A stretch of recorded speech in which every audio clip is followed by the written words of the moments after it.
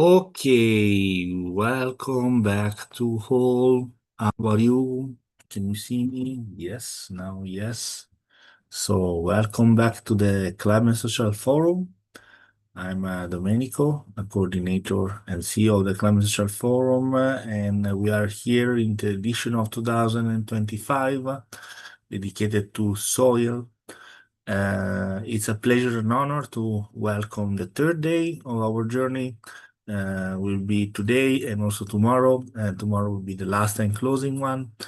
And every day we are trying to address the different tracks and different topics regarding to soil. We started with the soil as a common good, also the global governance about that. We then go through the sustainable living yesterday with day 2. And today we're going to go to education, youth, and community-led initiatives, included also the role of indigenous people. That is very important if we're talking about soil. Without further I want to give the floor to the first speaker of the session that in a way incarnate all these three elements that I mentioned in her activity. I'm really pleased and honored to welcome Moran Solbrosa, a friend, a partner, and like a very nice collaborator of the Climate Social Forum, to give the floor to make the opening of the day of today regarding youth, communities, indigenous people, and education. So, Sol, I give you the floor. Thank you very much for being with us. To you.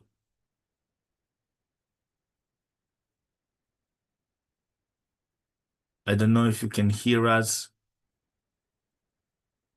Hello?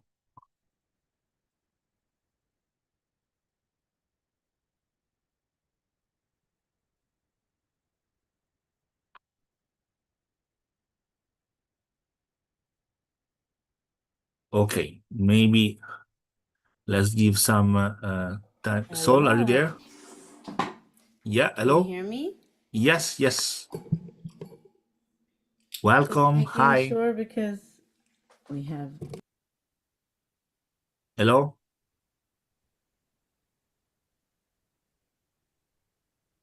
Hello, Sol. Welcome. Thank you for joining us. If you want, I can give you the floor. Let me know if you can be able to connect or you need some time. Hello? Hello, hello, we can hear you. Okay, now I can hear you. I couldn't hear you. Welcome. Thank you very much for being with us. I was saying that the day of today is focused on education, youth, and also indigenous people. And I'm very pleased and honored to have you here because we are working together since a few times. You are a friend of Climate Social Forum. And also, you incarnate all these three aspects of the track of today. So I'll give you the floor for your remarks. Thank you very much. Thank you very much, and it's such a pleasure to be here. Let's see if the camera works so I can say hello. Hello from snowy New York. We have a storm today, so everyone's staying warm inside. It's lovely to be with people from all over the world. I see some people I recognize. Hi, Gogo. Another education buff. Hello, Joan. Hi, Nora. Yay. And Sunday and James and Rafiki. So it's such an honor to be here at the Climate Social Forum 2025. I'm so excited to see the outcomes of this forum. And yes, the crossroads between education, the importance of education, and indigenous wisdom and knowledge, and what we have to learn from the people who have never lost their connection with nature and the circle of life. So, my name is Maran Solbroza, and I do believe that education is key. I think to me, education is awareness, and awareness is education. When we're brought to the awareness of something, we are informed that it exists. It's a way of thinking, of seeing a perspective. And the more information we have, the more logic we can bring to how we understand life should be. And this tends to inform the decisions we make. And the decisions that we make inform the impact that we make in the world, whether it's what we say or what we do, who we choose to show up to be in the world, how we choose to show up in the world. And then that in itself is the impact. And it's about the impact we have on ourselves as individuals. How does it impact my life when I choose to be kind? How does it impact my life when I dress well? If it's cold outside, am I dressing warmly? How does it affect me? And then how does it affect others? Because humans are social creatures and we will always live in community. And so if one human is happy, then it tends to be that the surrounding people around them are happy and vice versa. So if I didn't dress warmly and I was cold, then my friends or family might care about my well-being and want to care for me. So that is like a basic, simple example of how we impact each other. And then every choice we make and how it impacts the entire cycle of life, circle of life, the life system, all the way to the end of the universe and back, the system that we are just a small part of when we look at life fractally, because everything is a micro and a macrocosm reflection of itself. So once we understand what's called whole systems thinking, we can understand that we just play a little part, and just like a pebble that drops in the ocean and it has its ripple effect, it actually ripples out to the ends of the universe and back. So the people who say the butterfly effect, if you've ever heard that, it's the same thing. When a butterfly flaps its wings in the forest, it affects the molecules of the air around that butterfly. Those molecules in turn affect other molecules, and so on and so forth. And so, like ripples of water, every one of us is a ripple inspiring life around us to the ends of the universe and back to infinity and beyond. Therefore, once we bring awareness to the fact that every decision, every choice that I make every day of who I choose to show up to be in this world will affect me, will affect those around me, and will affect the entire circle of life around me, then it changes oftentimes the way we come to make choices daily. And if we bring it to the indigenous wisdom and knowledge, which is that we honor the fact that we are still aware, we are aware that we are part of this natural cycle and nature in itself, which feeds us and gives us the water that we need, the air to breathe, a roof over our head, even the clothes on our back. And I dare say, in these modern times, it even gives us the phones that we use to communicate between one another. If we break down every material, whether it's the cloth on my shirt, the metal in my phone, it actually all comes from manipulating natural resources. And that's part of the evolution of humankind, learning how to take natural resources and uh, use them to create whatever it is that we want or need moving forward. And so the indigenous wisdom and knowledge is something invaluable because they still live in that way. And learning from them and reconnecting back to nature, if we've gone a little bit too far from nature, where once upon a time we used to live in nature without the houses, let's say caves, and then discovered fire, and the fire helped us to leave the cave, not only for air conditioning, like in cold weather we could warm the air and still survive in it, but also stave off more predators with fire as a weapon. But we have to be humble to the flame, to the fire, and not come too close, right? Because it'll burn us.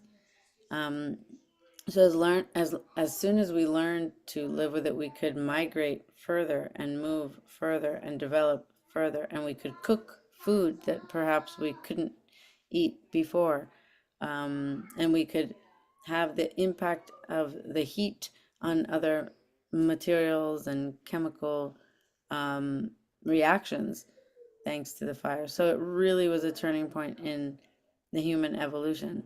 And today, if we could use our wisdom and use the intelligence that we have, then wisely, then perhaps we can evolve consciously towards a place where we go back to balance with nature and don't exploit nature, don't overfish, don't over I was gonna say eat, but that's actually also true. In any case, bring back to balance our relationship with nature. And so whole systems thinking is a an approach to thinking. It's a way of thought. It's a school of thought that informs us to reconnect and understand that we're actually a part of the entire life cycle, no matter who we are and where we are. And if we could bring that kind of acknowledgement and recognition and education from the earliest age possible, then we could also cultivate that mindset from an early age during the years of human development. And that in turn could impact our world by every individual understanding that every individual counts, like every drop of water counts, like every molecule of air counts. And we do have now more communication with Indigenous growing. Some are on the call, I know, as we speak, trying to help to spread the wisdom and knowledge and even cultivate that knowledge and contain it and make it accessible to other people, including myself and Domenico and others, and Gokul, at least. And if we could get climate education or sustainability in general, not just climate change education, but climate education as the climate that we have, sure, with plants and animals and the atmosphere, but what about the interpersonal climate, the social climate between humans and one another? Because sustainability is the ability to sustain. Sustainability is the ability to sustain ourselves as individuals, just like I wake up in the morning and it's my responsibility to make sure that I eat, that I drink water, that I sleep, right? Then, as collectively, we have 8.5 or so billion humans individually needing to make sure that they eat, drink water, and sleep every day. That's as a species what we need to do. But then if as a species, we could also think collectively about what does the species need to do to sustain itself, and what our species needs is certain conditions of the Earth's climate in order to survive, then we also think individually as a species amongst a collection and the collective of species in the world. So, having said that, um, that is sustainability. True sustainability is the ability to sustain ourselves as individuals, collectively, as a species, and then as part of the life cycle. So that is the general framing of thinking for how we think to approach caring for our future. I will refer to this program that I have the honor of co-authoring, co-creating with a group of people from around the world. It's international, intergenerational, interdisciplinary group of people who each one brings in their collective and individual speciality and focus. And together we work with groups of people who want to either raise their own awareness or want to know how to approach the topic of sustainability and raise their own awareness as to this whole life cycle. And then in certain cases, we've also worked with teachers who want more tools and skills as to how do we wrap our heads around this and bring it to the classroom. And then in terms of bringing it to the classroom, then they're impacting the youth, the children, or their students, whatever age they're at, because we've worked with teachers who are university teachers who work with university students, and university students can be almost any age. I believe from teenagers up to senior citizens. There are people who actually participate in university courses. And that being said, you have people who care about the future and don't know what can be done. A lot of people are concerned. There's even eco-anxiety that can be relieved by bringing awareness to how the life cycle works. Learning the whole systems thinking can answer to that. And then you can even self-inform, and it becomes almost auto-deductive once you have all the dots that you can connect to make the logic by yourself on a daily basis. And then it could inform how you research things and the decisions and choices you make. And then we have a goal. We have worked with a Ministry of Education with also international teachers who then take it to the classroom. And we want to be able to bring that to other ministries of education as a sort of top-down system change, because that will help the impact of our choices on a collective level once you can give access to that awareness and information to people. Again, the sooner the better, and why not through a Ministry of Education that has access to people who are learning every day and that are actually interested in it. So Caring for the Future has become a program that we like to give and empower other people to even pass on and teach. And now we have a community of practice, which is made up originally of people who could be seen as alumni to the program, but we don't have an alumni program, so to speak. And since then, we've been meeting on a regular basis for over a year now. I'm not sure how many months we've been meeting, but for over a year, we've had people from all over the world, again, international, intergenerational, interdisciplinary, coming together to put our hearts and our minds together to see how we can disseminate tools and awareness for all ages around the world. And we were recently representing Caring for the Future at COP30.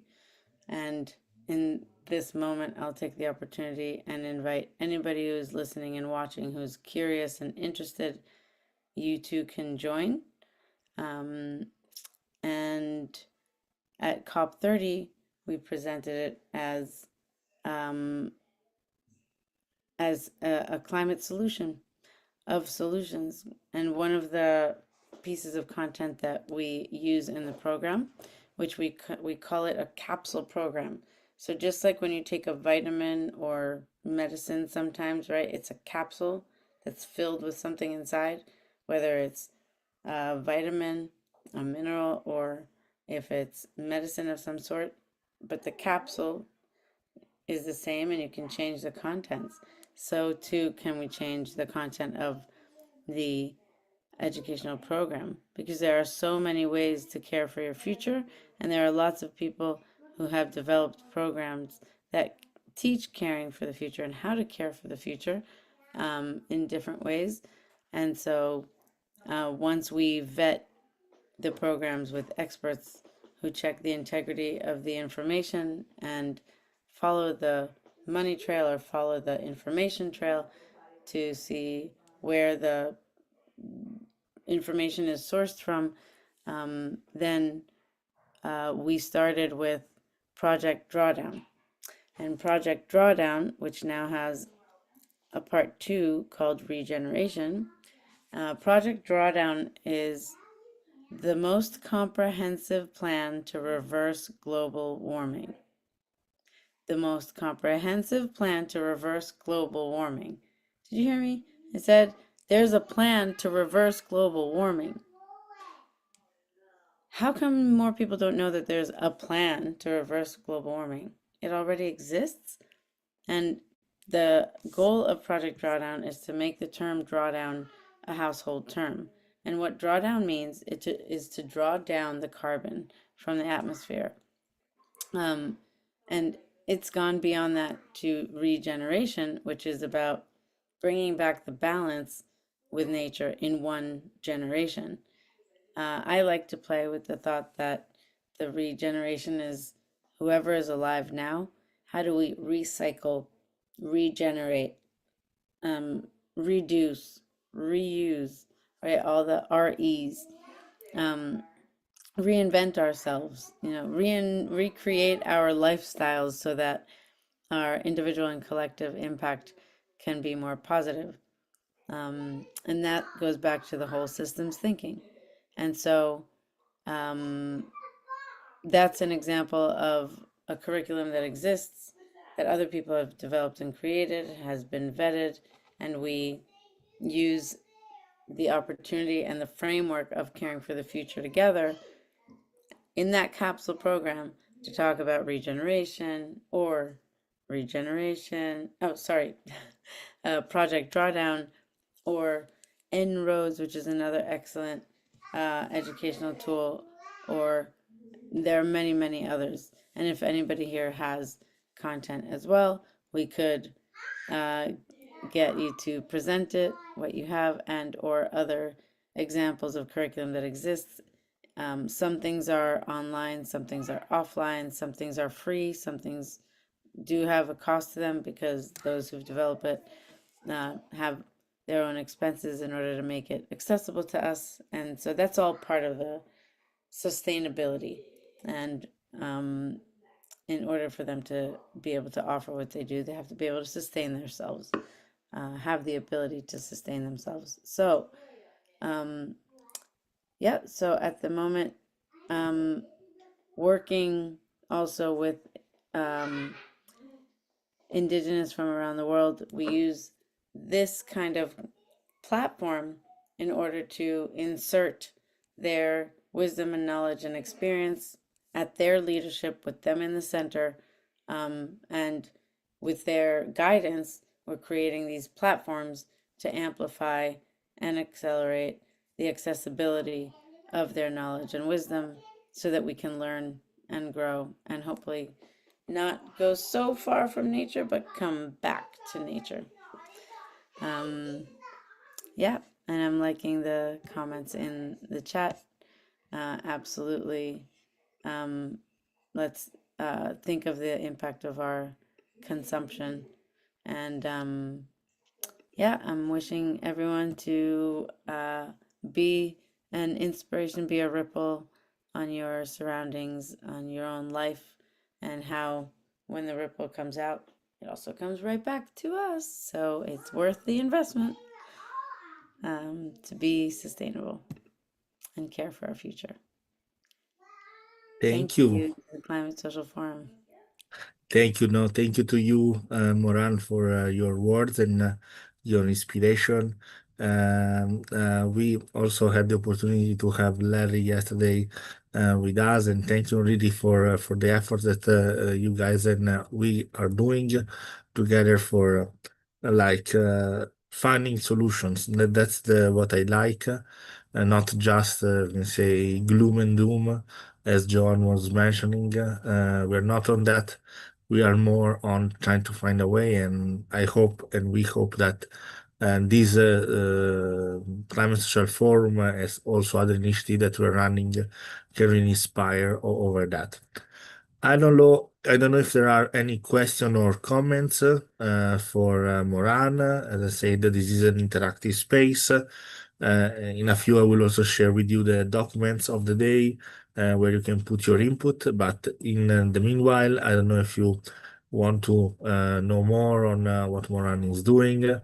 Moran is also, as I said, one of the founding members of the Climate Social Forum, and also initiator of another initiative that's called B. I don't know, Moran, if you want to say a few words about that. And we are working properly to create networks of good willing and can say like-minded person that want to find a solution to global and climate and social crisis. I don't know, Moran, if you want to mention something quickly. Sure. Yeah. Well, B is a long-term ongoing project, so it will forever be evolving.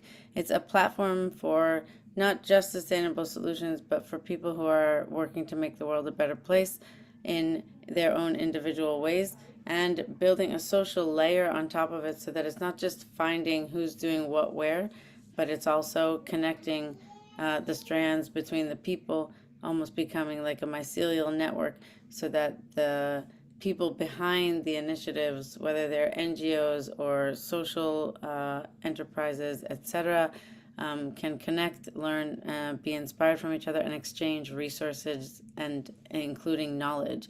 So the Climate Social Forum is absolutely exactly an essential key to that being able to exist.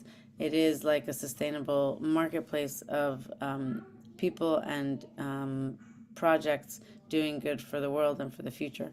So it's a question of who do you choose to be?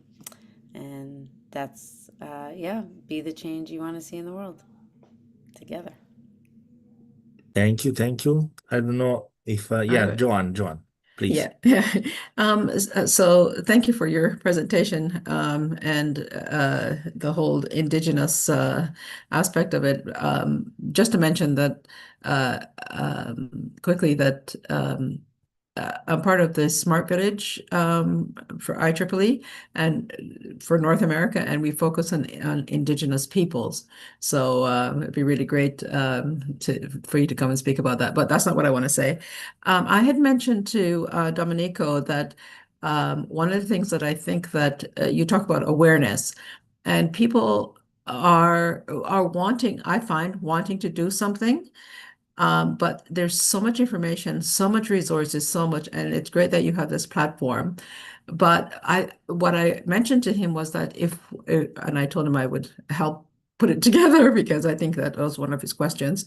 If we could host something more live to engage people and let them know what's out there and how they can become involved.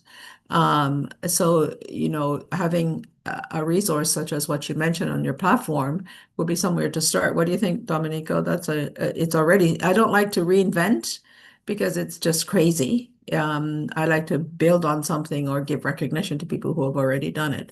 So what would you think of having something? It doesn't have to be every month or every week, it would be great. But to put something together to invite people to know what's out there and the people who are leading these projects or initiatives can actually talk about it because we're always inspired on why does somebody do something, right? And they can get inspired. Like yesterday, Domenico asked me a question about why did I get involved with Victory Gardens, and I love that question because I'm I love the Victory Garden like I can't even tell you. And so when he asked me, and it just sparked, and it was so long ago, 30 some years ago, that almost 35 years ago. But it's an inspiration for why somebody starts or wants to do something and how other people can help. What do you think of putting something together for more of like what we're having today, but on a more of a community level? If I could just say, that's what we do at Caring for the Future.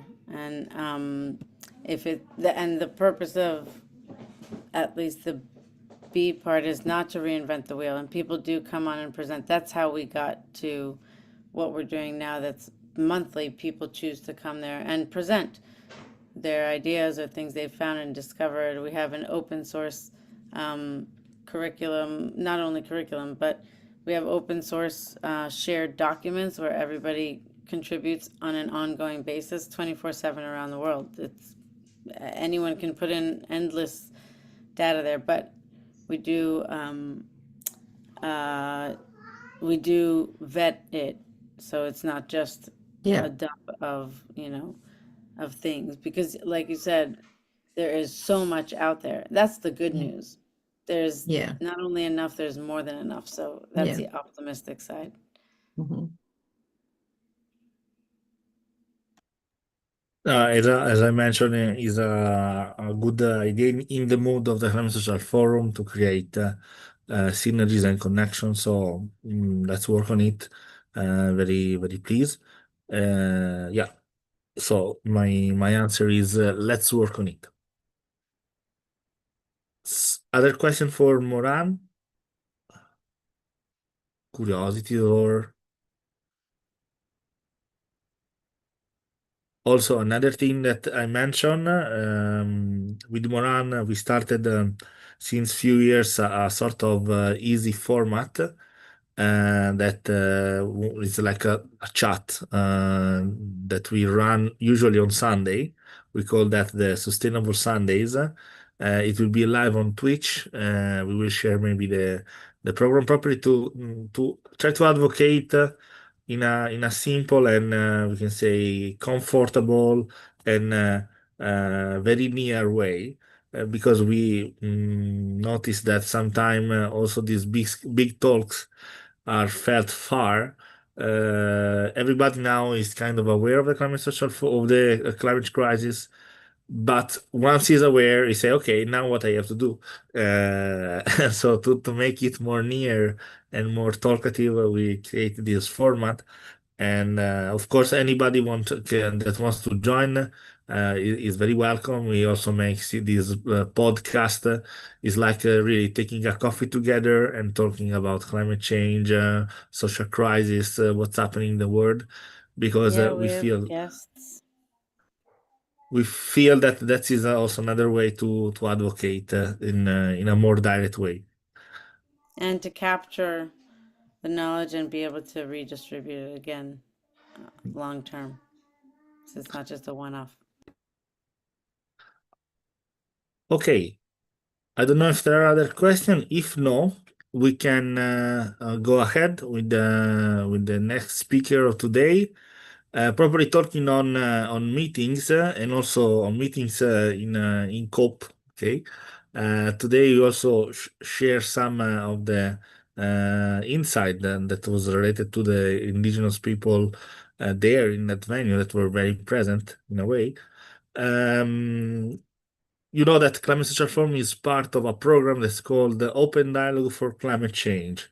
It's a program that is led by the Open Dialogue for Climate Change Foundation and is promoting properly the dialogues on climate and on climate crisis. This year, sorry, we had a side event with the Open Dialogue on Climate Change team, and we met with a colleague that was an impressive story also of youth activation on the field. Today also we are talking about youth, and also there was a funny joke that I will share with you. You can see here that there is Sunday, and my name is Domenico. So Domenico in Italian means Sunday, and so we get surely and suddenly friend. And I say you have to come to Climate Social Forum because your experience and your story is amazing. And so I'll give the floor to my co-name and colleague Sunday. So thank you very much for being with us, and the floor is yours.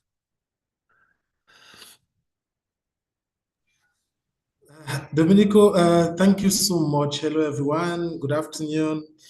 Good morning from wherever you are joining us. Unfortunately, I won't be able to switch on my camera, but I'm hoping that we'll be able to have a very good conversation this afternoon. So thank you so much for setting the scene and for setting this conversation rolling. My name is Sunday. I'm a climate advocate and environmental steward from Cameroon. And when I met Dominica, we had the conversation about the work we are doing. We participated in the site event, and when he invited me to talk on this very important topic of education, youth, and community-based soil stewardship, I felt so honored. I'm coming to you today with 7 years of experience engaging with frontline community. 7 years may sound like a very little time and not many years enough to give you sufficient experience to share here. But I want to say that this is 7 years of consistent engagement with frontline communities and communities after facing socio-political crisis in northwestern part of Cameroon. So one thing, I don't know if you know, or if you can imagine that in some part of the world, some people still think that climate change or still associate climate change to witchcraft.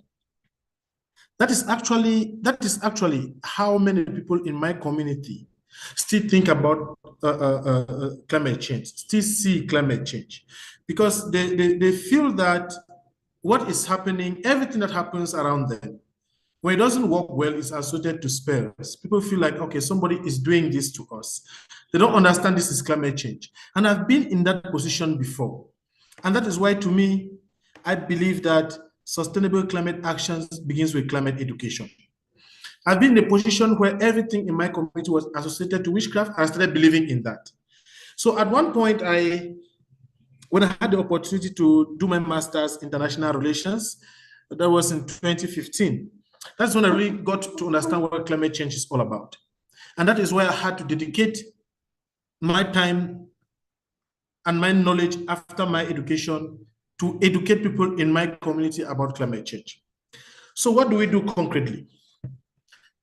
I have the opportunity to be participating in national and global climate spaces. But one thing that I really love doing is engaging with frontline communities. And so when I started Support Mighty Cameroon, my organization, in 2017, the first thing I realized was that people needed to know what climate change is before knowing how they can contribute in building the solutions. And in my community, I felt like this is the only way we can do to make sure that nobody is left behind. In my community, we have the pastoralist Moro communities. These are indigenous people, and that represents just about 5% of the Cameroonian population. They are dominantly grazers, and they live in very enclave areas, mostly on hilltops. So they have very little access to social amenities. They are marginalized by customary laws. They're not involved in mainstream development planning. And so their communities are most vulnerable to the impact of climate change. They have one single activity, which is grazing. But what we're witnessing today is that the grazing fields are degrading. Water sources they depend on are degrading. The customary laws does not clearly define how land is accessed, how land is owned, and how these pastoralists can fit into that context. And so I saw a people. In addition to that is a socio-political crisis.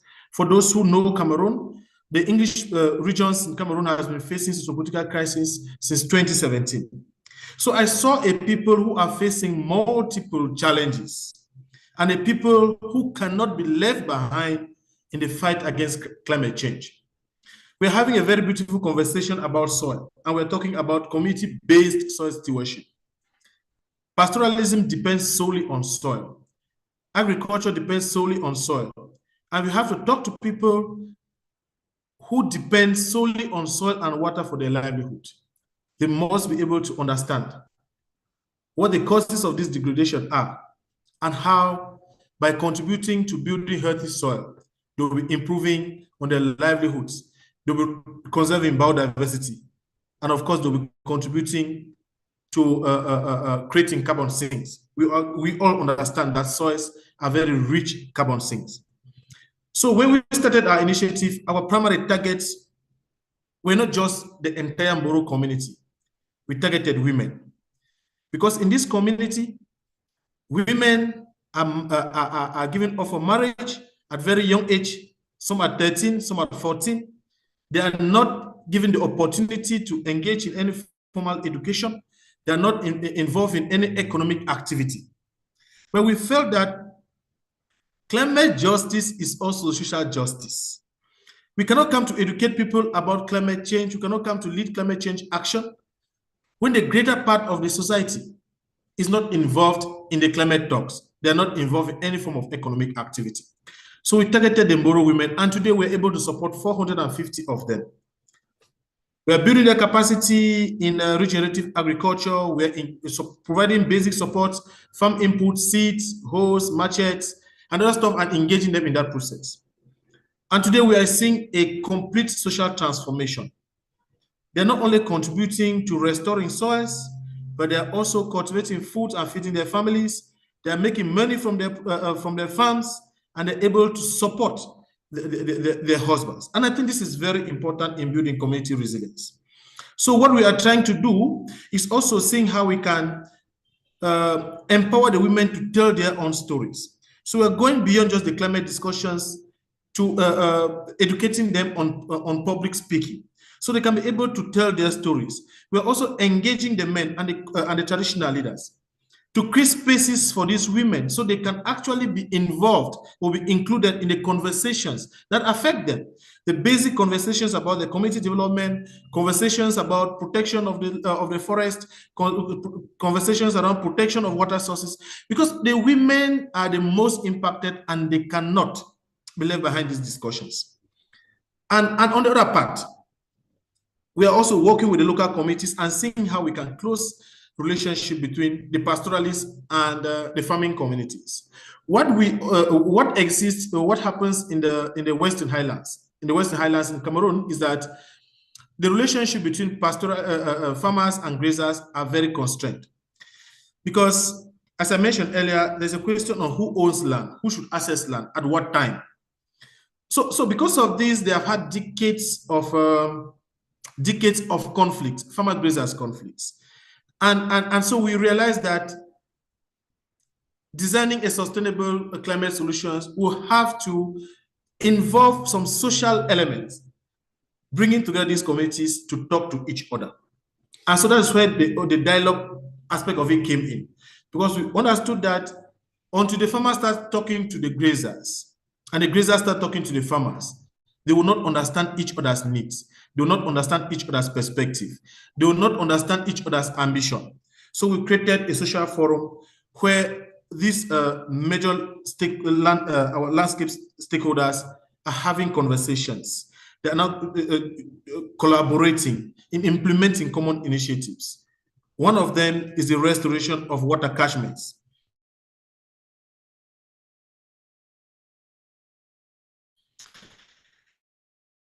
Because what we have seen around the catchment area between different water user groups, because water sources they depend on is running dry.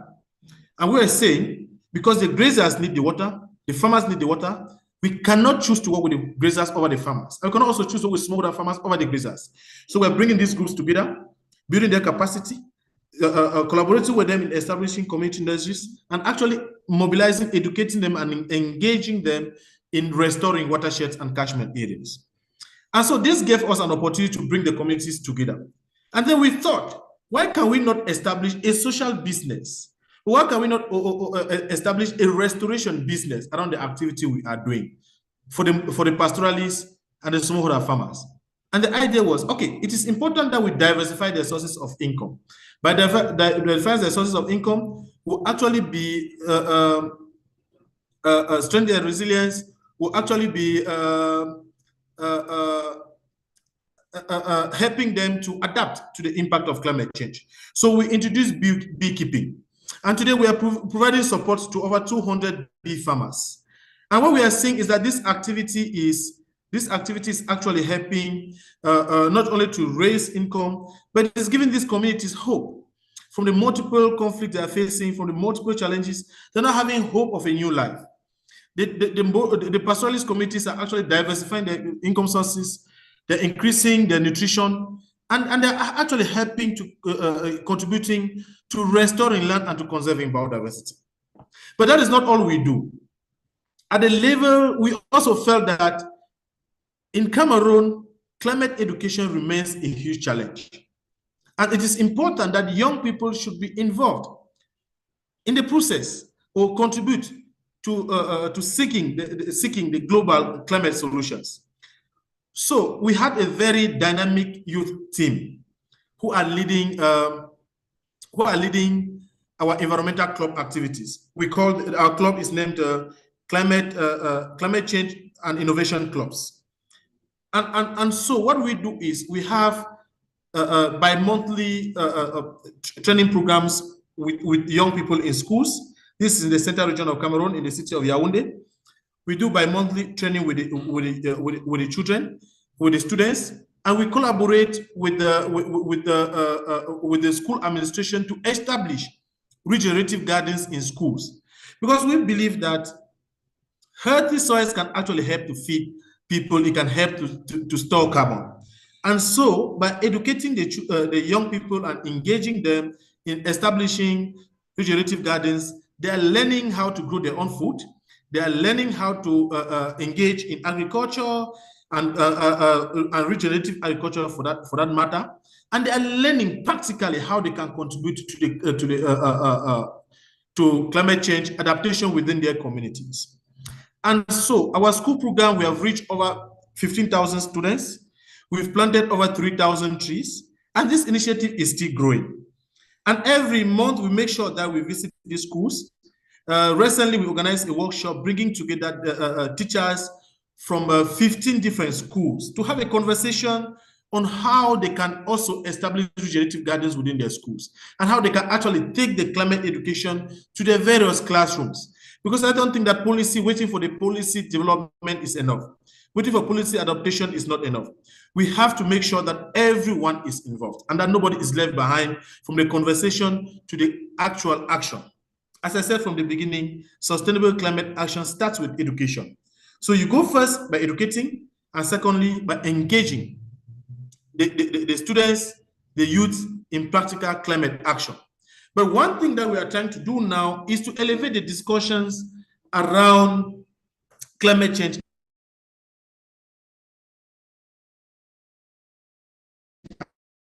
adaptation, engaging with especially the regional and local leaders. Today's discussion is very important because we are looking at solutions from the bottom to the top. And most often, we have not been able to have sustainable solutions because solutions has been proposed from offices without a full knowledge or understanding of local perspective. And at Subukan, we are changing the narrative. We are saying we have to involve everyone in the discussion. And when the discussion starts down, before it gets to the top, we are sure that every perspective is included. And that whatever decision that the policymakers will take will reflect the needs and the aspirations of the people who are most impacted by the impact of climate change. So, Domenico, I want to thank you for this opportunity and to say this is part of the movement to say that inclusion is very important, youth and community empowerment is very important, and that every voice and every action matters for us to win the fight against climate change. And one of those who believe that sustainable solutions to climate change is possible. I'm one of those who believe that there's no one-size-fits-all solutions to achieving to attaining climate change goals. So every action is important, and every action should be encouraged. Thank you so much. Thank you very much, Sunday, and congratulations. Really, you are doing together with your colleagues an amazing job. So a big applause for you. I see a lot of you can say hands and reaction. So thank you very much for being with us.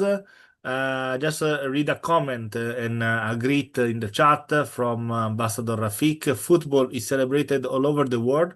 Soccer and became even more viral because of World Cups. It's time we have a eco-culture that move across generation to conserve and evolve their thinking planet action for life and livelihood.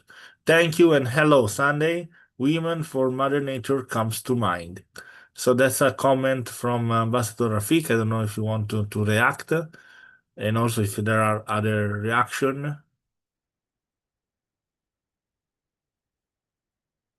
Thank you. Feel free, Sunday, if you have a website, if you have some reference, please share in the chat, and we will share also by email eventually. So thank you. I don't know if there are like questions for Sunday. I will just make one in case. I don't know if there are other in the meanwhile. Yeah, Sunday. Actually, I will make mine, and in the meanwhile, that maybe people are thinking. So, thank you, and your experience and your passion really resounds in the fact that youths are not just we can say beneficiaries. We talked the first day about the idea of being actor. Okay, actor of the change, and you demonstrated that really with commitment, with the creativity, with the passion, you reach out to face different hurdles and difficulties that sometimes, let me say, who is not youth, and like, of course, not, I will not generalize, but for example, our policymaker, they find more difficulties in the transition rather than opportunities. And my question to you is, how do you feel about facing this opposition, this resistance that for sure you have encountered in your path and so on? How did you manage, you with your colleagues, to face them? Thank you so much. This is a very beautiful question, because what I've understood is, especially in countries of the global south, countries like Cameroon, for example, the government is so skeptical about engaging with civil society, and so it is very difficult to engage with the central government. But the experience is that we are building a grassroots movement, because when the movement is stronger at the grassroots, the government is obliged to listen to the people. So that's the approach we are taking. So we're engaging with the local communities, we're engaging with indigenous people, we're engaging with the local municipalities, we're engaging with regional institutions. And so we are building the momentum within these regions, and understanding that by doing this, it is easier for us to give perspective and build a stronger network and make it easier for us to engage with the central government. Believe me, we've organized over 5 youth workshops in 2025. And we have not had the government ministry, the Ministry of Environment, participate in any of these activities. But when they meet us in events like COP, they are like, oh, Sunday, you are doing a great job. And I tell myself, we are doing a great job. Why don't you come to our events? Why don't you come to support what the young people are doing on the ground? So to avoid direct conflict, we have decided to engage with regional and local agencies. Thank you. Thank you, Sunday. Thank you very much for your answer. I don't know if there are other questions or comments. Even though we can move to the next speaker. So we were talking about youth, we were talking about indigenous people, we were talking about education, culture, tradition, and so on and so forth. And the next speaker, we can say, has used the creativity and innovation of youth to preserve indigenous culture and also to advocate and educate. So I'm very pleased to give the floor to another friend of the Climate Social Forum, that is Gokul Rajendran. Hi, Gokul. Thank you very much for being with us. I leave the Hi, floor to Dominic. you to tell a Thank little you. bit about you and about your initiative. So that's very interesting because it's important to, we can say, I was reading a comment on LinkedIn last day about Mhm. indigenous culture. If we just, we can say, make a theatralization of indigenous people, or also nice this indigenous, so on and so forth, without going in knowing the indigenous people, we are not helping, no? And so that's a little bit what I leave to you to comment. Perfect. Thank you so much, Domenico, for the session, inviting me as a speaker. Thank you so much, everyone here, for being here. And yeah, I want to start saying about me, but I want to say something to Sunday before I forget it, because Sunday, I think we are already working with the Cameroon Ministry. They have invited us to come over. We are working on like making documentaries on how indigenous people, youth on ground are doing stuff. So it'll be like really nice to connect with you and also make some work with you done. I think he's gone, so it's okay. Maybe like maybe I'll reach out to him. Okay, so I'm Gokul. I'm from Kerala, India. So right now I'm an Ayurvedic student. I'm doing my graduation, like undergraduation. So I'm working on my own initiative. It's like a biodiversity app. It's like a social media for biodiversity, indigenous knowledge, culture, wisdom, and everything. So it's like an open, it's like an initiative where people can come in like from any age, any education background. Like you don't need a degree or a scientific background or anything. Just come into a platform and also help, like you can share information about how you are using plants and animals, like how the indigenous cultural use, traditional use, medicinal use. So I'm focusing actually on the medicinal use, because I wanted to, like I'm an Ayurvedic student, so traditional medicine is what I do, and I have been like to the COP, almost like COP 26 to all the way to COP 30. So yeah, at COP 26, I got this idea because it was my first COP, and from in region like Kerala, India, it's like far from the central from India, so it's like really one person from Kerala getting an opportunity to be at these climate spaces was really like really 1 in 100 or 1,000 or something like that. So it was a really good opportunity for me. So I went there. I I got to see all of the pavilions at COP. It was like really interesting, and but some of the pavilions that really amazed me was the African pavilions, like the Cameroon pavilion, and some other pavilions which had like all these medicinal plants. They were sharing with everyone else, but still, like a person, like a doctor on traditional medicine that I study in India, I don't know about these plants. And this was like a eye-opening moment for me to like to innovate, because I already had an app which was sharing information about Indian medicinal plants, but I never thought about like going international and doing something on like sharing information, like getting information about this. And that was something like I felt like really a barrier that creates for indigenous people getting like worldwide like recognition outside my country, because when I go outside, I don't know the medicine that I need to use to treat this disease, but the people over there were having a lot of knowledge. So the Ministry of Cameroon was like telling me, we are doing this, like this, all this stuff, and like it was a really amazing moment. So yeah, I would like to showcase a little bit of the app. Then I'll just show what is we did at COP and everything. So just a minute. So this is the app.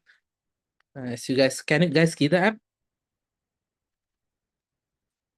Hi, Yes, Dominic. yes, yes, Yeah, yes. this is the app. So it's like we can share information about how people are using the biodiversity and explore the map through the map view, where people you can see around what are the biodiversities around you, the community, traditional medicinal plants and everything that is in your community. If there's a feed option where you can share about the medicinal use, like this plant durva in India. It's used for skin disease, burning sensations, bleeding disorders, and everything. So the information about the plant, like you want to know the plant, just click on the plant name. So it is the murmurat grass that grows here, and also the scientific name of the plant, so that you guys can know it's like what is a scientific name. So that's something that we have been doing. So these are some of the biodiversities around me. So this is something I'm like going to a new country. So I'm just opening the app and just checking what are the biodiversities near me. So it shows you the plants around me and how important that is. Like this is the Bibitaki, which is one of the three important medicinal plants in Ayurveda.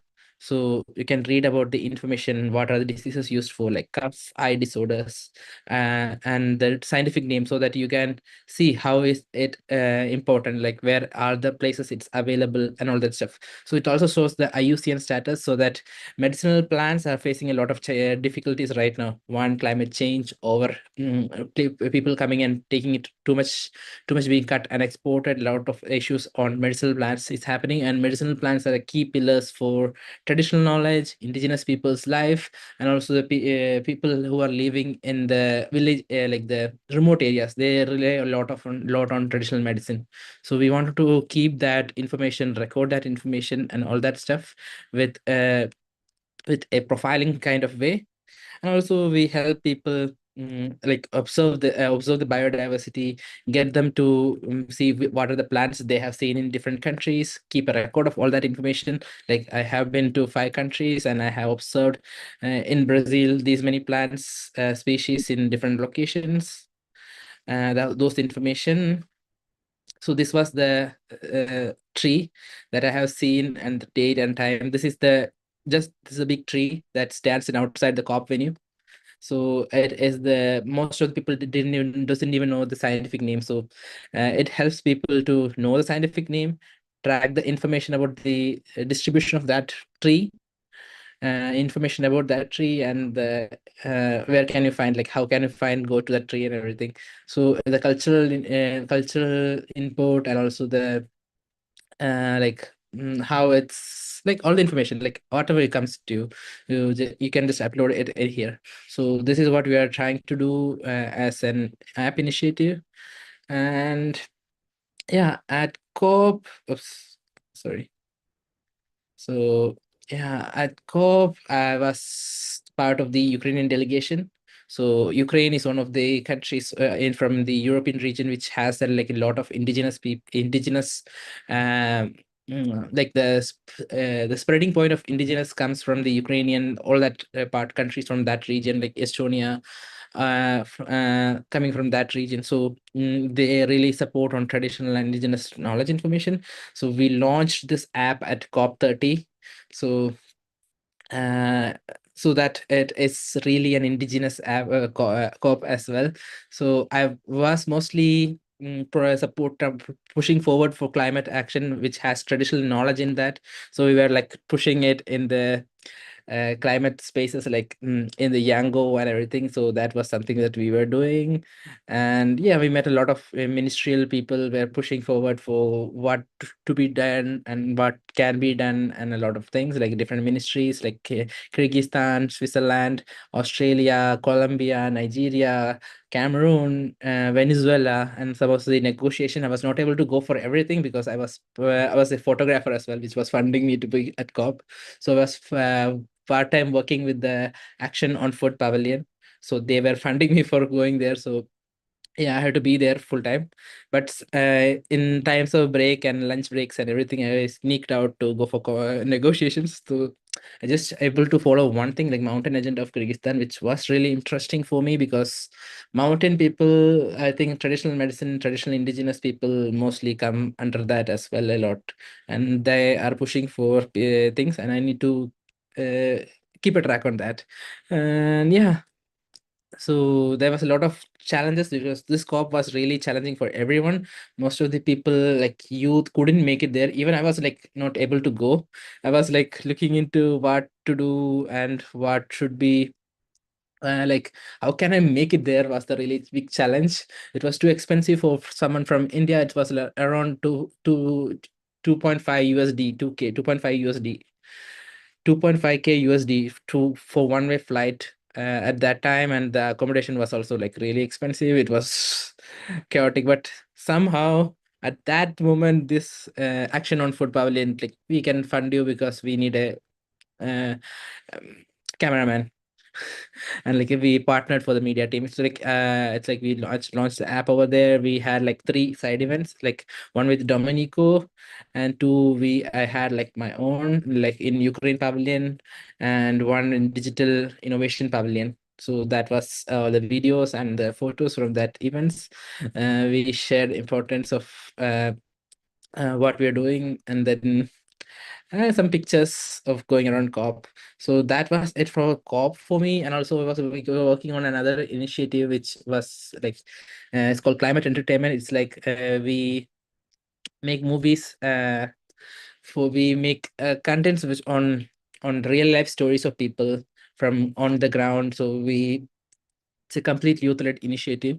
So we have been supported by the Cameroon Ministry, like not financially, but support on ground to come in making videos for the like promoting what is happening on the ground, the real stories.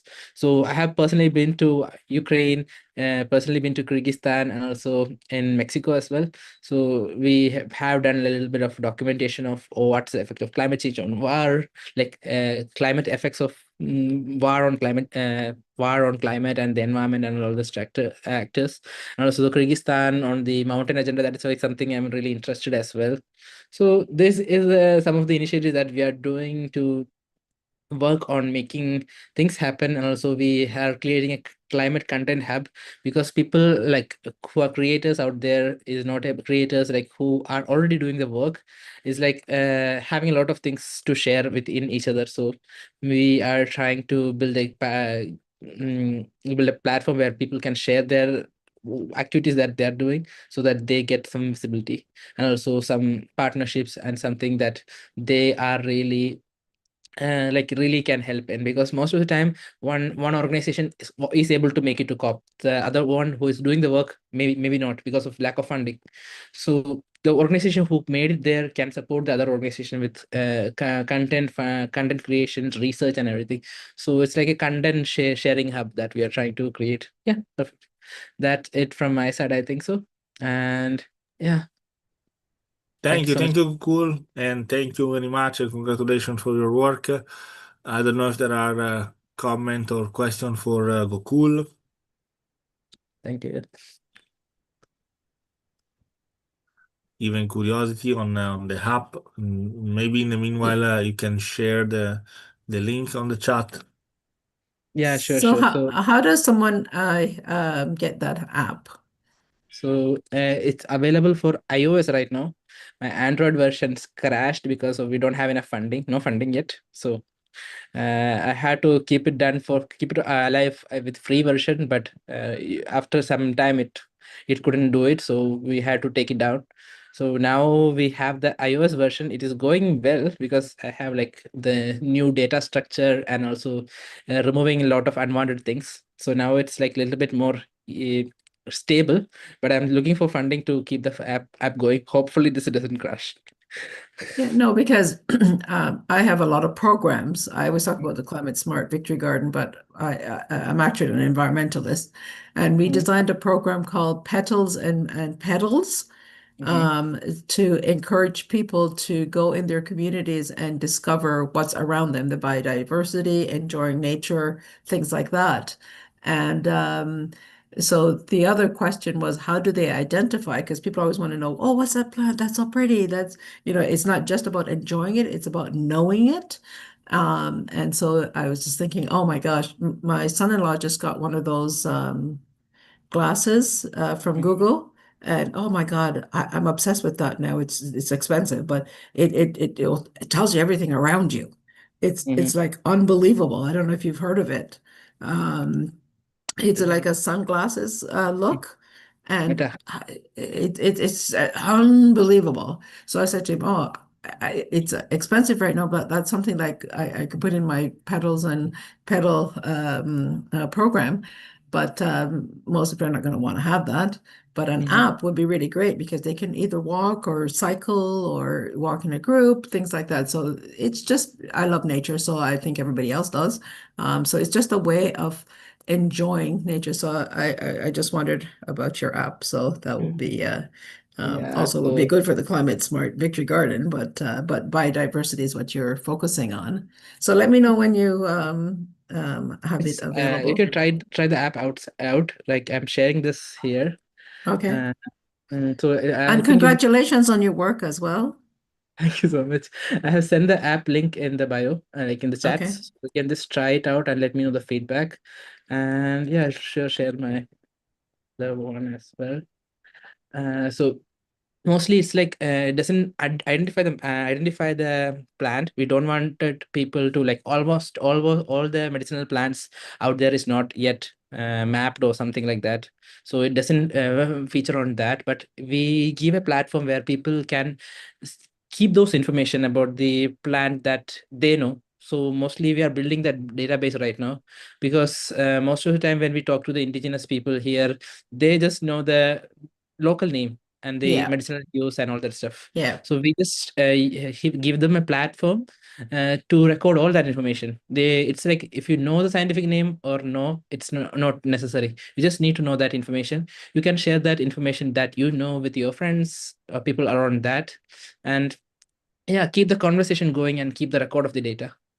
Yeah, and So it's very important for people to hear the different names too, because like I'm East Indian, but I was born in Jamaica and I live in Canada.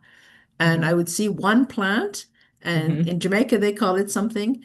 I mhm. grew up in an Indian community, they called it something else, and then I come to Canada and they have another name. And it's like, Yeah, so I that is had to something. learn. Yeah. So, It is really something like we also working on, because yeah. I'm also like really into that thing. So I'll just show you that. Okay.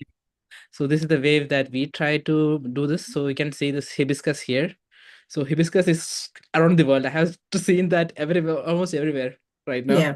So people can find the information about like different communities using the same plant. Oops, wait.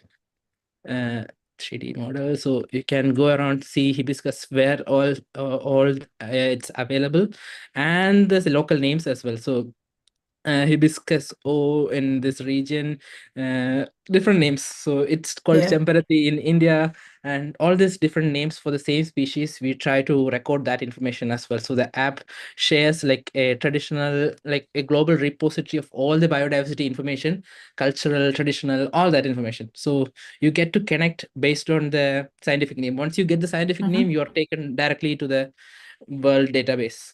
So you can Mm-hmm. connect to other countries, like you can come to India, see the hibiscus is how the hibiscus is used by us in India. So we are Mm-hmm. using it for dandruff and hair fall. So Mm-hmm. if this is the same thing, if you go to other country, you can see how they are using it. So it goes to like where is this place? So you can just check this country as well. So it is Mm-hmm. in Peru. So yeah, Lima, Peru. So how they are using the plant and how it is for them. So they are using it for in inflammation and cough. So the different Mm-hmm. uses in different countries can be shared. So it's a global traditional medicine sharing platform as well. Mm. Great. I love it. Perfect. Let me know more feedback, because I'm like in the next stage. So we wanted to make sure everything works properly, and going forward, I'm also trying to recreate the iOS version soon, for maybe like by the next year. Hopefully, we find enough funding to keep the service going. Yeah. Thank you very much. Cool. I Mhm. see in chat an interaction for John, indeed. And imagining how we take nature experience as enjoyment, we need to increase nature awareness to become survivalist practice. Like secular education has become mandatory, environmental awareness should be made mandatory for survival of humanity. You're That talking. Yeah. That is something like really resonated with us as well, because when we go to a botanic garden, we just see the plant and we just leave it. So here we wanted the user to keep the profile itself. Like if when you create a profile, it's yours. No one else comes in and then say, "Oh, this is not wrong. This is not wrong." We don't say that. We wanted to be so inclusive that everyone has a voice, and only scientific people. No, no, no. We wanted everyone to create their own profiles for their plants and share it with the world and let people know the value, and they value the profile as well. So once they create the profile, they can keep the ownership of the profile. Yeah. Thank you. Thank you very much, Gokul. I don't know if there are other questions or comment for Gokul. Even though, let's move ahead to the next speaker. One of the topic of the track is the soil stewardship. Every one of the one that presented in a way are soil stewardship, but especially we can say that farmers and young farmers are like steward the soil because they are like in contact with that for their activity, their practice, and so on. So the next speaker, unfortunately, cannot join due to the connection limitation, but she sent a video about her vision on also soil and soil protection. She's Rita Kachugani from Zambia. She's a young entrepreneur into the agricultural field, and she sent us a video that now I will share with you. Just 1 second. Okay. Okay, let's go to the video of Rita. Hello. First, I want to say thank you to Domenico and the team for this lovely opportunity.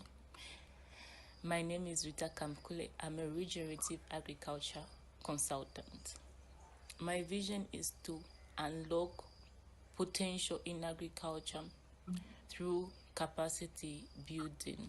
I focus mostly on productivity rather than production. I target individual farmers, cooperatives, and organizations seeking dignified solution in soil regeneration, biofertilizer formation, natural disease and pest control, landscape design, and also system development. By understanding their concept of development, I help them build a roadmap with their vision. The topic here is great, and when I think about climate education and also soil education is something that I'm passionate about. Looking at young people like me that deliver this critical information to the farmers, the number one factor, firstly, that we ignore is we look at papers rather than passion. I think passion is one thing that drives innovation, that drives real transformation in communities. In context, knowledge and understanding is key in achieving anything, in achieving community transformation. So having a clear message is important, having a clear structure is important, and also having a clear delivery is important. Let's move now to the next point, which is the why. The why is very important because a lot of people are doing things to follow the masses. Just because this one is doing it, I'll also do it. I have had clients where they come and I give them a system.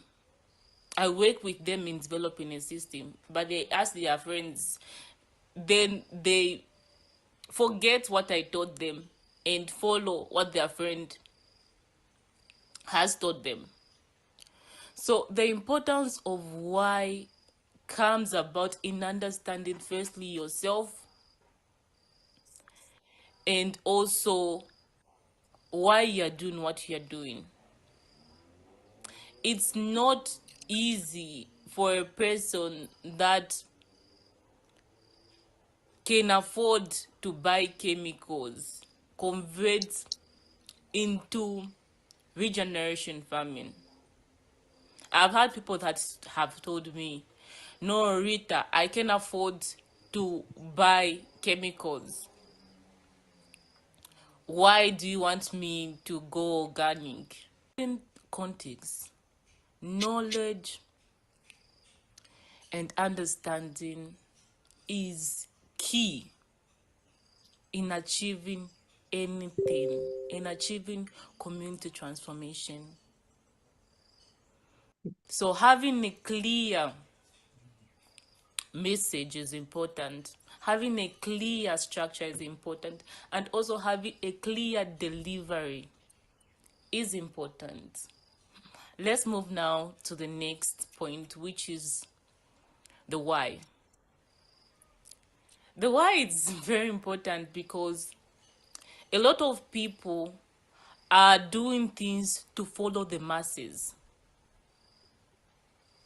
Just because this one is doing it, I'll also do it. I have had clients where they come and I give them a system. I work with them in developing a system, but they ask their friends, then they forget what I taught them and follow what their friend has taught them. So the importance of why comes about in understanding firstly yourself and also why you're doing what you're doing. It's not easy for a person that can afford to buy chemicals convert into regeneration farming.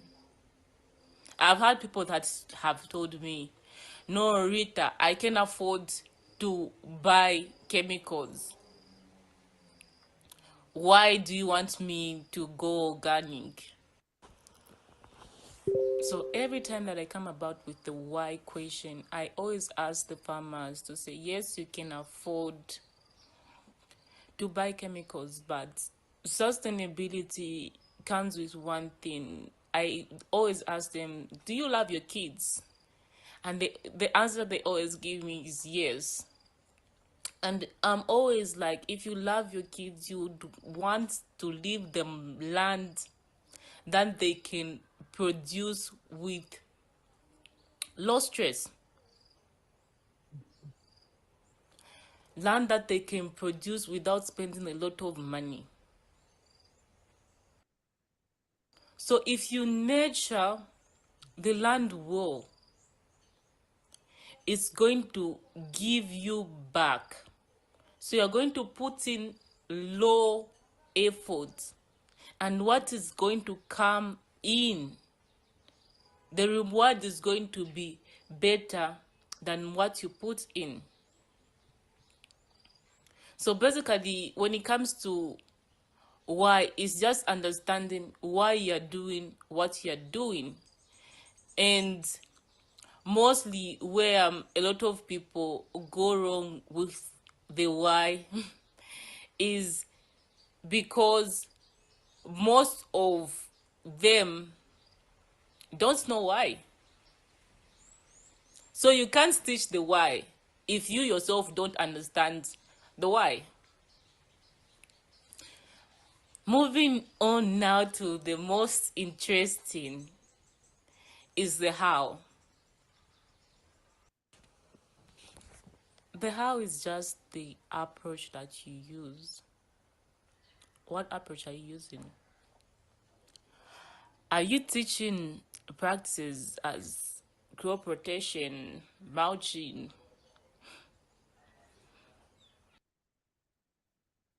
or are you using a system? Because I believe in using system. Nothing works independently. If you look at, just an example, if you look at minimum tillage, if you look at mulching, if you look at intercropping, it doesn't just work as one, but it works as a collective. You need to be strategic in setting up the right time of preparing your field. You need to know, if you also aim in water harvesting, you need to know what to put in the soil so that it helps you. Not just what you put on, but also what you cover it with. That's how the how is tricky. So you're going to find out to say, if I'm a teacher and I just start telling the people to say, there are these practices that will help you mitigate climate effects, and that will help you, or will help your soils be more productive. When it comes to the soil, look at this as a triangle. A triangle having three things, which is biology, that is just life, biological. The physical, which you are just looking at texture and drainage capacity. Then we have the chemical aspect, which we need to understand whether our soils are acidic or alkaline. So depending on what stage you are as a farmer,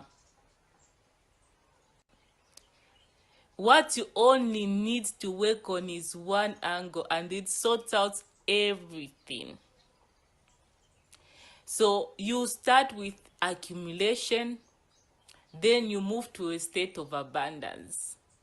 And they are so untouchable as a farmer. So the only thing you're supposed to work on, according to my analysis, people can argue, is the biological. If you control the biological, you control the physical and also the chemical aspects of your soils.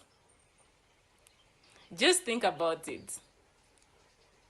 It's just my my theory anyway. So how you do it is very important. Now let's move to the last part, is knowledge and application. And this summarizes everything. Starting with concept. You understand the condition. Why? You understand why you are doing what you're doing. The how, you understand the approach. But it's up to you to know what to do with all this information. So it's just not information to keep, but it's information to apply.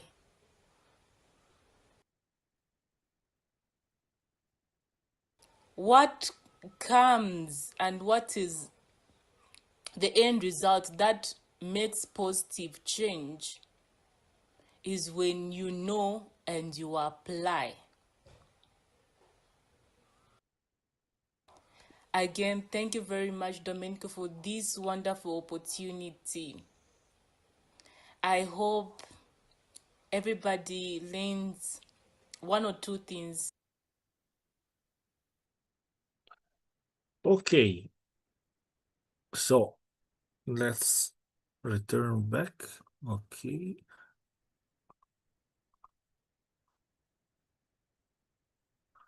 So this was Rita. I think Rita maybe is connected for a few. No, let's check if she's online, because she has some problem of connection, but she was keen to share the video. I think no, that she's not connected. Any case, we will share the presentation also and the video also by email, and also eventually her contact. In case you want to reach out to her, we can connect and say we can bridge with her. So I don't know if there are some comments that we can share among us on the video of Rita. I found that very interesting because it was a witness of a direct steward of the soil that is a farmer. And she was also very specific in sharing some practices that I think that we can learn from her. I don't know if somebody wants to comment over that or have some thoughts.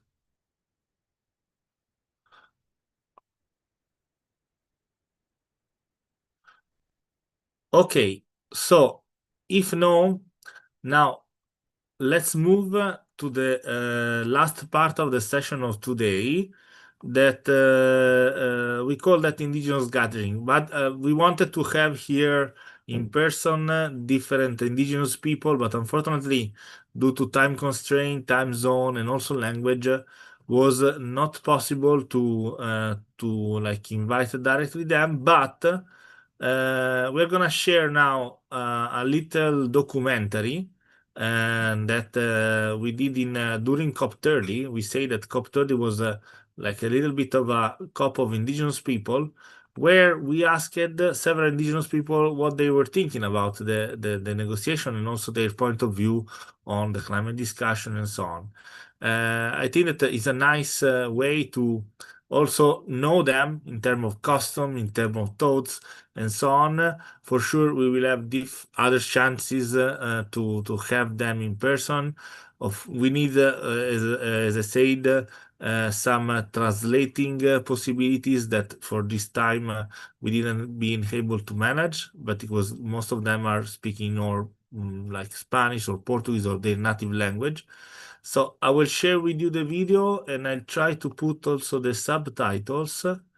Let's see if, okay. Let me know if it's working now. I will share again my screen. Okay.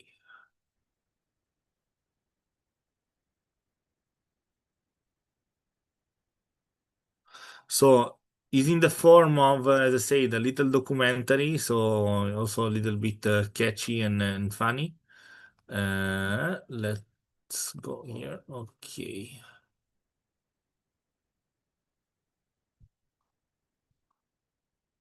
So let's go, and now then we can comment and close.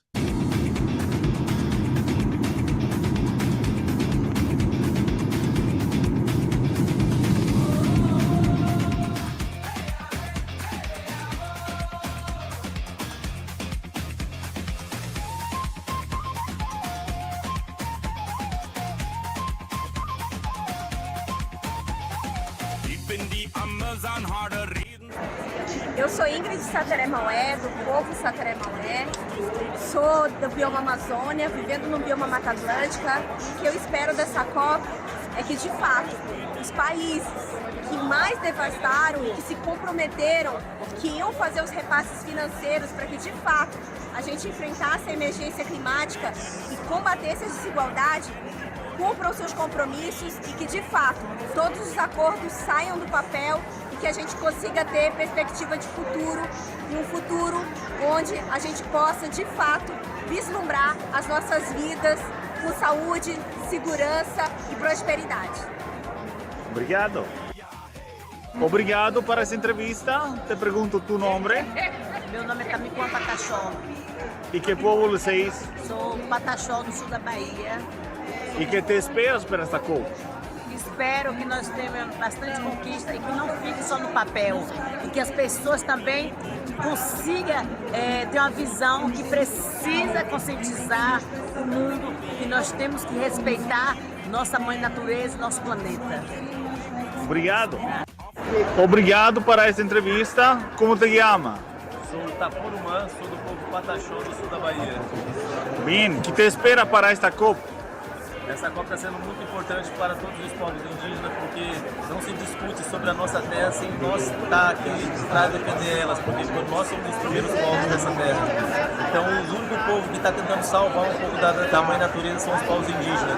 Então, não teria como a gente não estar nesse espaço defendendo a nossa terra se não fosse nós estar aqui nesse espaço. Então, para nós está sendo maravilhoso a COP. Obrigado. Obrigado por esta entrevista. ¿Cómo te llamas? Gorete, ¿Qué povo es? Piauí, Bien, ¿y qué piensas de este COP? ¿Qué piensas de este COP 30? ¿Qué tú Ah, piensas? sim, muito boa, muito boa. Se sair do papel, vai ter muita coisa boa. Ok, ¿y qué se esperas para tu povo para esta COP? Sim, muita coisa boa. Muda muito. Muchas gracias, obrigado. Ok, obrigada.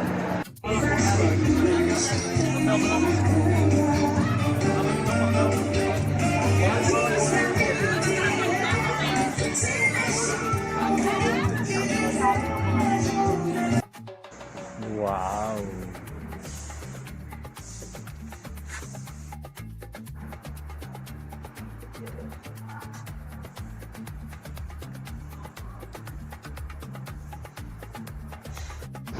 Vai, fica no município de Oriximiná.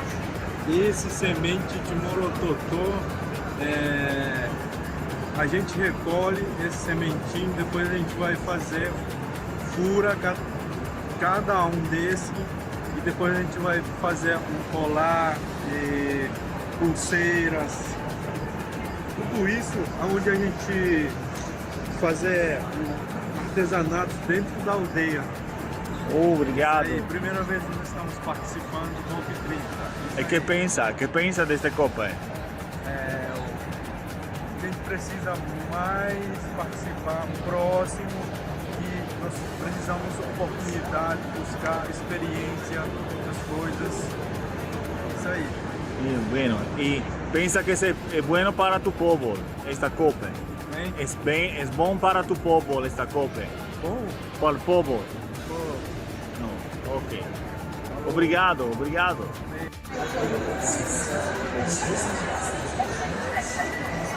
Tem que ser isso.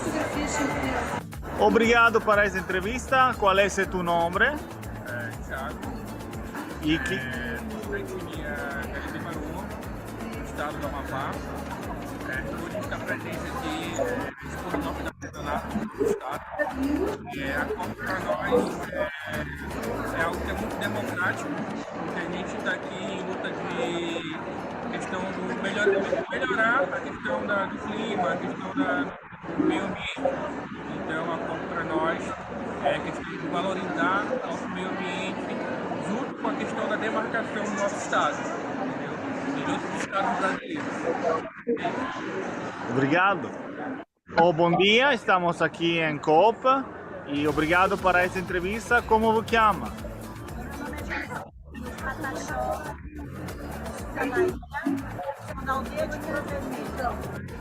Ok? Como te chama?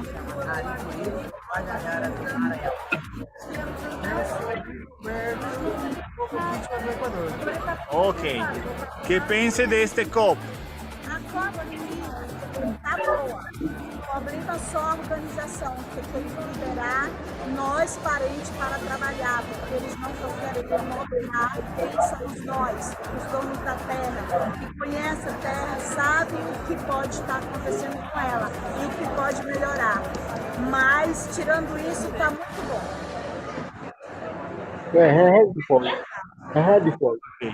E mensagem para amigos de Itália. Vamos nos unir para manter a Amazônia ainda intacta, sempre manter a Amazônia sem destruição. Obrigado.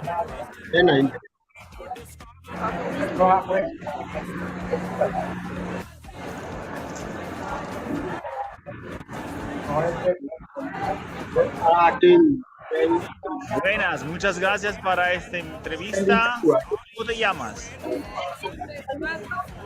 Ok, ¿dónde vienes? ¿De qué aldea? Nosotros somos pueblo quichua indígena de Ecuador. Oh, qué bueno. ¿Y qué piensas de este COP? Esta COP ha sido muy importante para tener un encuentro con todos los indígenas, también tanto como nosotros que somos pueblo quichua y venimos de Ecuador. Y hemos tenido ese privilegio de poder conocer otros pueblos de aquí de Brasil. Entonces, para mí ha sido muy importante y un honor en Brasil también. Qué bueno. Y si quieres dejar un mensaje para los amigos de Italia. Sería que todos podríamos tener ese encuentro. Es muy importante hablar de nuestras situaciones, de nuestras culturas, de nuestras ancestralidades también sería, y tener esa unión nos une tanto pueblo indígena y diríamos para los otros personas importantes que nos representan también. Entonces, esta copia ha sido muy importante para mí y bueno, para mí ha sido un placer de estar aquí en Brasil y aquí en Belém. Ok, gracias Marta. Bom dia, obrigado. Como te chama? Eu sou tribo é Catuena, eu sou vindo daqui, meu material de semente de morocotó, cocá, de cinto, tanga, para você a indígena meu tribo é Catuena, só isso fala com a todos. Que pense deste COP? Desta COP 30. É COP 30. Que pense? Que queres falar sobre isso? COP é a dança. A dança vem aqui a visitar, a vender. Obrigado. Obrigado para a entrevista. Como te chama? Meu nome é Jaguari de Guarani.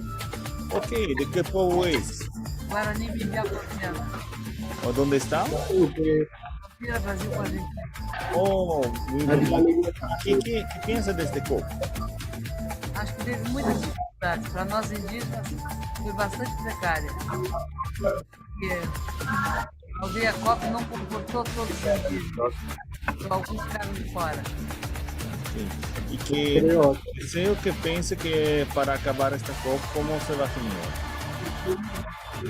Como se vai finir esta COP para ti? Como vai acabar? Eu acho que as decisões pelo que eu participei, ver se essas coisas em ações. Obrigado.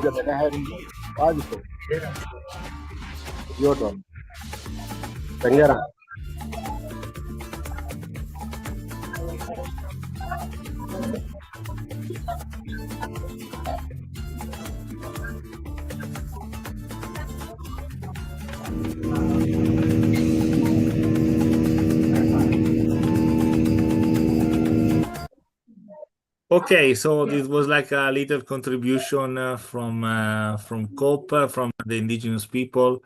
It was nice to also hear their voices and hear from them also their point of view. Just for I don't know if the translation has worked because I know that is a little bit tricky, but just to resume, for them, for most of them, was an opportunity also to meet other people and other indigenous people.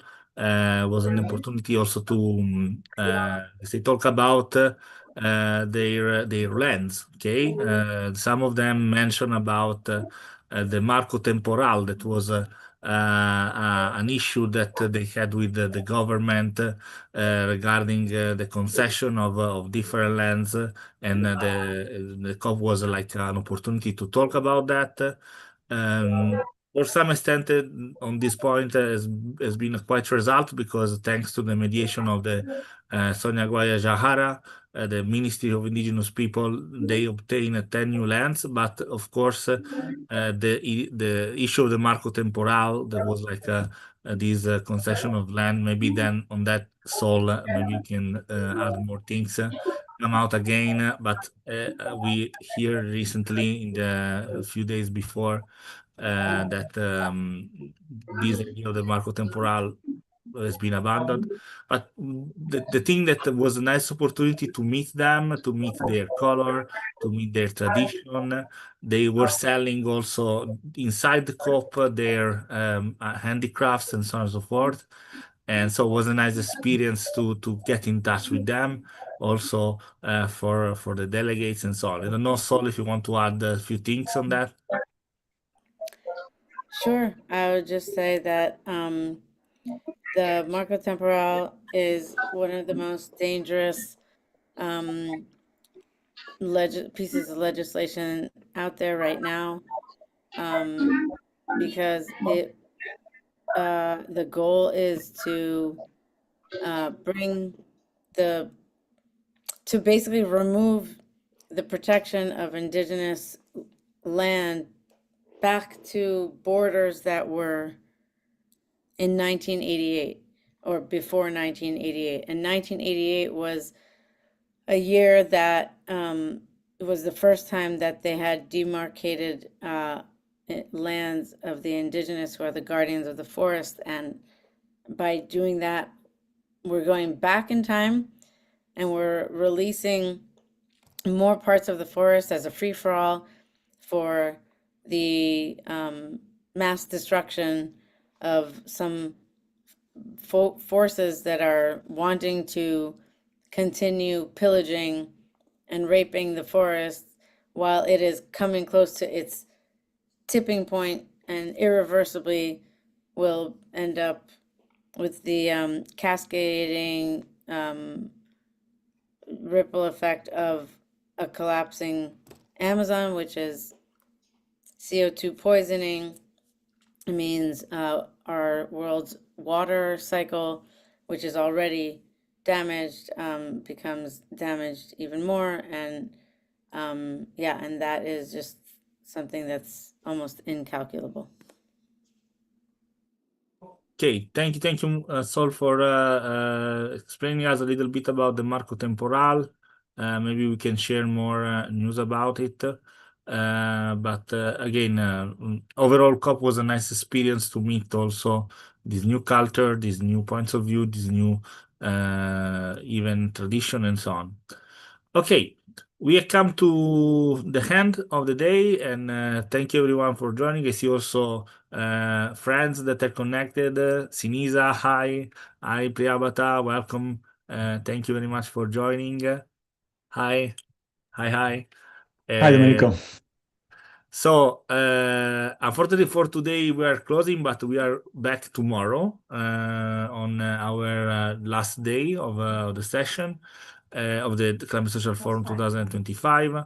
The topic of tomorrow will be, let me go back to the agenda, digital innovation and in general innovation, also regarding soil protection and so on and so forth. We will have also different speakers, also some experiences of innovation in managing the soil. And so stay connected. In the meanwhile, before closing, let's make a checkout. I share with you the document that is the track document where you can put your input. I will show also on the screen. And maybe, sorry, I see that is not open. So sorry for that. Let me open that to put your comments. Okay. Okay, so let's do like we did the first day. I will call upon each one of you. You can save some few remarks and write your comment on the document. No? So before leaving, if you want, you can share some, we can say, talk, some few words of your conclusion of the day, but also please add your comments on the track document, where we are, where do we want to go, and how we get there on topic of education, youth, community-based soil stewardship. Okay, so Moran, maybe we can start with you, if you want. Or maybe Gokul, if you want to say a few words and then leave your comment on the document. Hi, Domenico. Yeah, so thanks for the session. It was really interesting for me. Like seeing all these other people who were at COP and I was not able to meet in person. Also people from different other regions as well, like you already have been in touch with. So yeah, it was really nice to hear what other people are doing as well. So thank you so much for the session. Yeah. Thank you very much. I saw Ambassador Rafik. Please, floor to you if you want to leave some remarks. And also, again, let's add your contribution on the document. Floor to you, Ambassador Rafik, if you want to say a few words.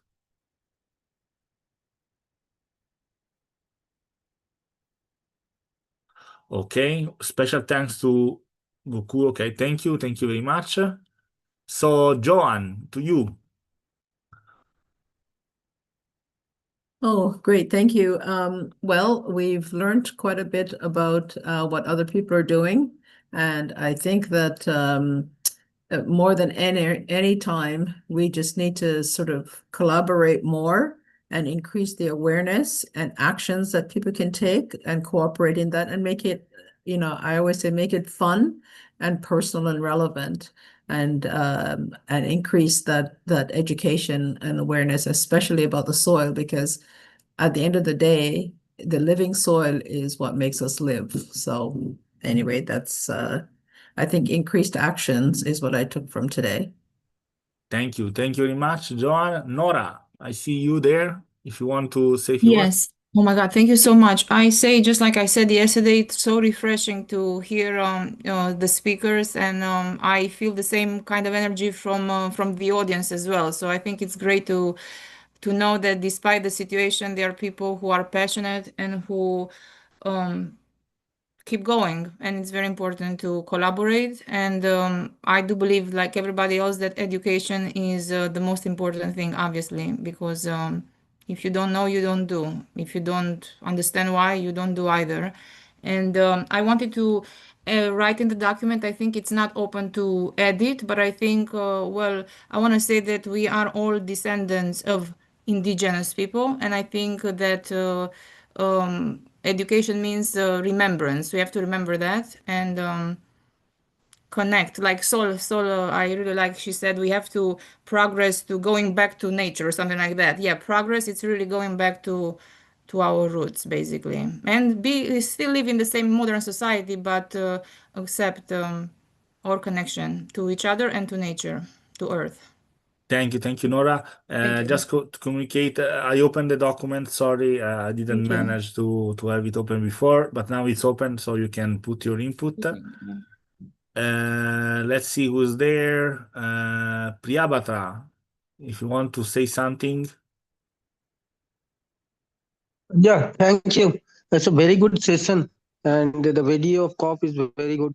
Now, as the today's topic is young for the young generation, so we need to more faith on your youngsters, and youth are very important community that can make solution for this all climate action or other deforestation environmental problems. So we need more and more education for both formal and non-formal sector. Indigenous peoples should also educated through non-formal ways. So these are we needed with collaborative way. We need more collaboration, more inclusive collaboration. So it's a very good arena to make collaboration with other peoples and organization. Thank you. Thank you very much, Priyabhatra. I saw Sinisa online. Sinisa, if you want to share a few thoughts and maybe share some insight in the document. Hi, Domenico. I was just today too short just to respond wider on the topic. Tomorrow is more my day regarding my digital and clean tech background. But I just want to thank Domenico for the topic, because this topic is often we talk about the oceans, we talk about air, we talk about all the other things, but as is said here, the soil is beneath all of that, and when it gets degraded or I feel it like in my environment when it gets in some way not useful, then it's like almost for the generations, you know. So it's a really important topic, and I like the energy that I hear from people here. I will talk more, I guess, tomorrow. So thanks for the energy, Domenico, and for the group. It was beautiful to hear a little bit at least. Thank you very much, Inisa, and you're welcome tomorrow. If you have something also nice to present, maybe we can arrange if you want to have like a presentation. What do you think? Yeah, thanks for the offer, Domenico. Yeah, maybe we already just mentioned that. So I'm greeting you in the name of the Climaton Belgrade, and the Climaton is the biggest organization that actively through hackathons solve collectively the issues of the climate issues in the cities. So that's who I'm represent here, and we organize with Domenico beautiful things with clean tech. So we will talk maybe later. Okay. Regarding what might be presented. Thank you very much. I see Peter Warui and also James Kibet. Peter and James, please, the floor is yours if you want to say a few words and also contribute to the document, please.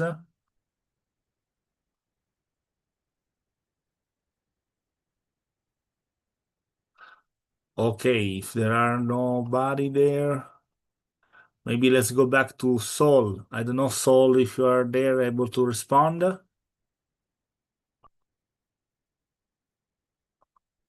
If no, let's go to Prem Leki, Adesh Leki, and then we close. Prem, are you there? Want to share something?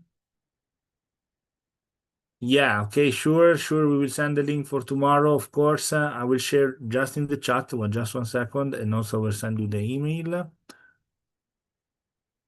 Okay, so if there are no other contribution, thank you very much, everyone, for attending today. Thank you very much for making this session, as Nora said, full of energy. I feel a lot of energy, me myself too. And so I'm very glad.